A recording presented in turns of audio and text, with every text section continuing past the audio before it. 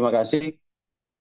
Pertama-tama perlu saya sampaikan bahwa sampai saat sekarang Polri, khususnya Polres Purwakarta, tidak pernah mengeluarkan statement terkait profil keluarga dari tersangka, yaitu perlu dipahami dulu bahwa karena kami melindungi hak hak anak yang di bawah umur, perlu penanganan khusus dalam hal ini. Demikian. Jadi kami jelaskan bahwa kronologis penangkapan ini berawal dari adanya informasi dari masyarakat ke Sat Narkoba Polres Purwakarta terkait maraknya peredaran narkotika. Kemudian anggota beberapa waktu melakukan penyelidikan. Setelah diyakini pasti tersangka ini sebagai pelaku, kita menunggu menunggu pada saat informasi ini sangat matang. Jadi pada saat itu kami lakukan penangkapan di rumah tersangka. Kebetulan di tangan tersangka berhasil kita temukan 925 butir daftar G heximer, kemudian 740 butir daftar G tramadol, kemudian sekitar 200 butir daftar G jenis trihexyphenidyl gitu. Jadi keterangan tersangka menyatakan bahwa kami sampaikan di sini bahwa sejak usia 13 tahun anak ini sudah mengkonsumsi obat-obatan daftar G. Kemudian usia 14 tahun dia sudah mulai menjadi sebagai pengedar obat daftar G tersebut sampai dengan sekarang. Jadi usia 13 tahun dia sudah mengkonsumsi obat-obatan ini. Dan usia 14 tahun mulai jadi pengedar sekaligus mulai mengkonsumsi narkotika jenis sabu. Demikian. Oh ya, motifnya. Jadi karena dia sebagai pengguna sekaligus sebagai pengedar, tentu ada dua motif. Motif dia sebagai pengguna itu karena motif untuk mendapatkan ketenangan dan kenyamanan setelah menggunakan obat-obatan itu. Kemudian motif dia sebagai pengedar yaitu motif ekonomi, karena dia mendapatkan keuntungan yang lumayan besar. Hasil wawancara kami dengan tersangka,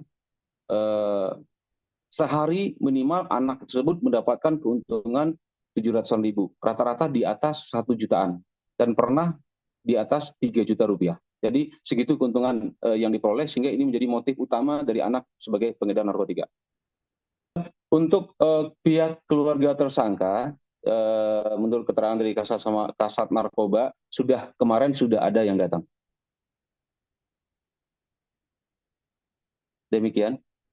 Apakah itu ibunya? Keterangan anak yang berhasil kita wawancara, tadi pagi kebetulan kita wawancara dengan anak, bahwa sampai saat sebelum ditangkap oleh pihak kepolisian, orang tua tidak mengetahui perilaku anaknya sebagai pengguna maupun sebagai pengedar narkotika. Itu yang pertama. Yang kedua, anak tersebut mengemas, repacking obat-obatan tersebut untuk diedarkan itu di rumahnya sendiri, tanpa diketahui oleh orang tua. Demikian. Yang sudah kita jelaskan sebelumnya bahwa pada saat penangkapan, pertama kita tangkap anak di bawah umur. Hasil pengembangan kita kembangkan, ternyata anak ini juga selain pengedar, dia juga sebagai pengguna narkotika jenis sabu. Kita urut di mana dia mendapatkan narkotika, dia sebut nama seseorang yang berusia sekitar 26 tahun.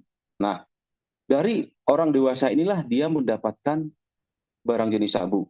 Nah, selain sebagai orang dewasa ini sebagai pengedar narkotika kepada tersangka ini, dia juga bertindak dia berposisi sebagai membantu memasarkan obat sediaan farmasi daftar G tanpa izin edar ini yang dimiliki tersangka, dibantu dipasarkan oleh si tersangka yang kedua orang dewasa untuk mencarikan pelanggan.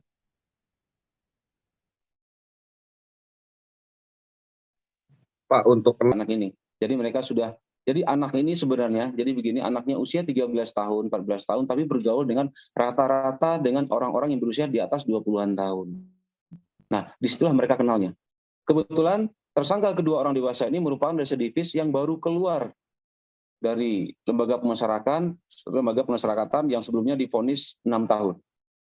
Tadi kita jelaskan anak ini selain dia sebagai pengedar obat-obatan ini, dia juga sebagai pengguna narkotika jenis sabu.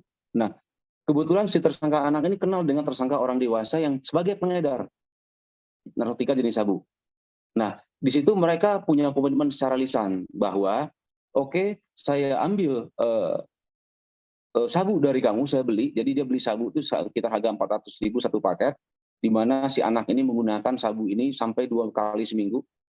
2 kali seminggu, si anak ini mengambil barang sabu kepada tersangka dewasa ini. Komitmennya adalah tersangka dewasa ini membantu tersangka anak ini untuk memasarkan atau untuk mencari pelanggan, mencari konsumen yang membeli obat-obat daftar G ini dari si tersangka anak. Jadi ada simbiosis di antara mereka. Demikian. Jadi bukan kesulitan ekonomi, jadi motif ekonomi lah membuat anak ini tergiur untuk terjun sebagai pengedar obat-obat daftar G. Nah, menurut keterangan anak ini, uang jajan atau uang belanja dari orang tuanya cukup. Cukup.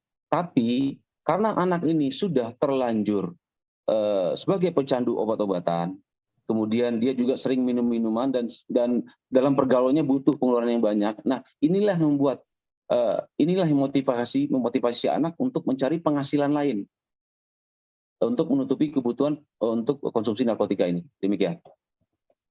Berarti Jadi paling minimal 1 hari anak ini mendapatkan 700.000 paling minimal. Tapi rata-rata di antara 1 sampai 2 juta. Pernah beberapa kali dia mendapatkan keuntungan sebesar 3 juta per hari. Jadi setiap hari itu ada perputaran uang dengan posisi anak ini sebagai pengedar obat-obatan ini. Terhadap anak tetap kita kenakan ancaman pasal 196 Undang-Undang RI nomor 36 tahun 2009 tentang kesehatan, Undang-Undang Kesehatan. Namun karena anak ini tersangka di bawah umur, kita perlu penanganan khusus, ya. Mulai hari ini anak sudah kita tahan, namun kita koordinasi dengan pihak Bapas, Budi Tahanan Anak, koordinasi untuk selanjutnya kita koordinasi dengan pihak kejaksaan untuk percepatan berkas karena masa penahanan anak yang sangat terbatas. Demikian.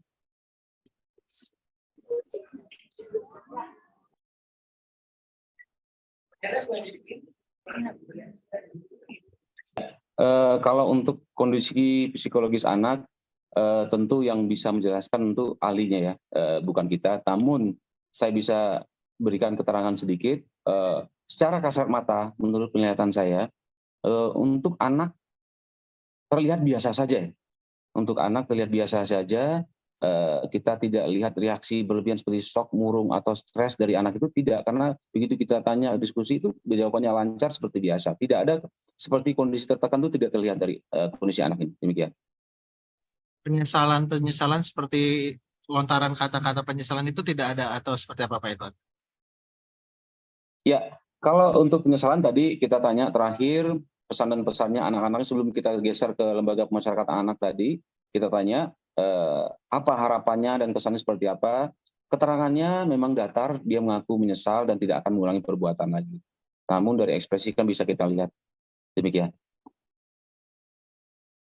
Seperti kita jelaskan tadi, kita diskusi dengan anak wawancara itu jawabannya datar, seperti dia tidak ada ekspresi penyesalan, tapi secara kata-kata dia mengatakan dia menyesal gitu. Demikian.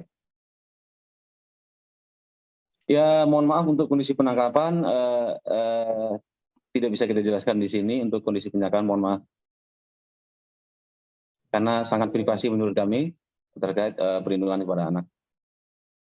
Oke Pak, untuk orang tuanya sendiri hari ini udah jenguk belum Pak, atau belum jenguk sama sekali? Kemarin menurut informasi dari Kasat Narkoba, orang tuanya sudah membesuk. Namun hari ini mungkin karena tadi jam 11 sudah kita bawa anak tersebut untuk di bawah pelindungan anak, jadi kemungkinan orang tuanya tidak hadir di sini di Polres Purwakarta hari ini. Sementara ini dasar penahanan anak-anak itu kita kenakan pasal 196 di Undang-Undang RI nomor 36 tahun 2009 tentang kesehatan. Jadi anak-anak ini kita kenakan sebagai pengedar, menjual sediaan farmasi tanpa izin edar. Demikian. Biar rekan-rekan media tidak salah paham, anak ini ditangkap karena dia mengedarkan sediaan farmasi tanpa izin edar. Jadi kita kenakan hanya dengan Undang-Undang Kesehatan. Jadi kalau narkotika dia sebagai pengguna, narkotika dia sebagai pengguna, bukan sebagai pengedar narkotika. Jadi pakai Undang-Undang Kesehatan. Demikian. Pertama, begitu anak ditangkap, kita langsung koordinasi dengan pihak Bapas. Langsung pihak Bapas dari Bandung datang ke Purwakarta. Dan hari ini pun kita koordinasi dengan pihak Bapas. Kebetulan tadi pihak dinas sosial Pemda Kabupaten Purwakarta juga datang ke Polres langsung bertemu dengan tersangka anak tersebut. Jadi anak itu yang jelas kita melakukan penanganan khusus, tidak beda dengan orang dewasa. Jadi perlu perlindungan khusus terhadap anak ini. Lalu Pak Edward meneruskan Ya. Pak, apakah karena tadi Bapak bilang ini memakai narkoba, apakah akan ada asesmen untuk dilakukan rehabilitasi atau bagaimana nih?